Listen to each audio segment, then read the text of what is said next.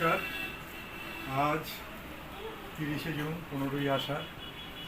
আমার শাশুড়ি মার বাৎসরিক অনুষ্ঠানের আয়োজনের এবং ব্যবস্থাদির পুরো দায়িত্ব আমি পুজো বাজারকে অর্পণ করেছিলাম।